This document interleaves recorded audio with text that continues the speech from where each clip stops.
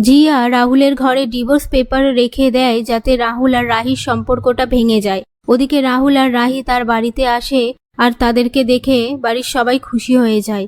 এরপর রাহুল বলে, কাল ও বাড়িতে অনি আর হ্যারির নেমন্তন্ন রয়েছে, তাই আমরা ইনভাইট করতে এলাম। কথা শুনে অনি খুশি হয়ে গিয়ে বলে, আমি জানতাম দাদাই তুই রাগ করে থাকতেই পারবি না, থ্যাংক ইউ।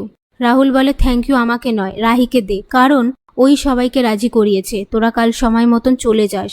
কথায় কথায় তিতলি বলে, কাল তো আমিও যাব ওদের সাথে। রাহুল বলে, হ্যাঁ অবশ্যই যাবে, তবে সাথে করে রাখিটাও এনো কিন্তু। তারপর রাহুল আর রাহি নেমন্তন্ন করে বেরিয়ে যাওয়ার সময় রাহির ঠাম্মি তাদেরকে আটকে দিয়ে বলে, আপ্যায়ন কি শুধু তুমিই করতে পারো? আমরাও করতে পারি। আজ এখানে যখন চলেই এসেছো, খাওয়া দাওয়া করে তারপরেই যাবে।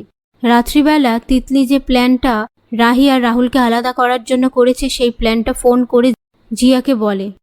ওদিকে রাহুল আর রাহি বাড়িতে ফেরার সময় রাস্তায় রাহুল আইসক্রিমের গাড়ি দেখে গাড়িটা দাঁড় করিয়ে দুটো আইসক্রিম কেনে। তারপর আইসক্রিম খাওয়ার সময় রাহুলের আইসক্রিমটা হাত থেকে পড়ে গেলে রাহি রাহুলের মুখের সামনে আইসক্রিম ধরলে রাহুল খেতে যাওয়ার সময় রাহি আইসক্রিমটা সরিয়ে নিয়ে নিজে খেয়ে নেয়। সেটা দেখে রাহুল রেগে গিয়ে রাগ করে জোর করে আইসক্রিম খেয়ে নেয়। এরপর রাহি আইসক্রিম রাহুলকে দেবে না বলে ছুটতে থাকলে রাহিকে কোলে তুলে নিয়ে রাহুল ঘুরিয়ে দিয়ে আইসক্রিমটা খেয়ে নেয়। এরপর তারা একে অপরের দিকে তাকিয়ে হাসতে থাকে। অন্যদিকে তিতলি জনকে ফোন করে বলে, আমি আমার কাজটা করে দিয়েছি, বাকিটা তোমাকে করতে হবে।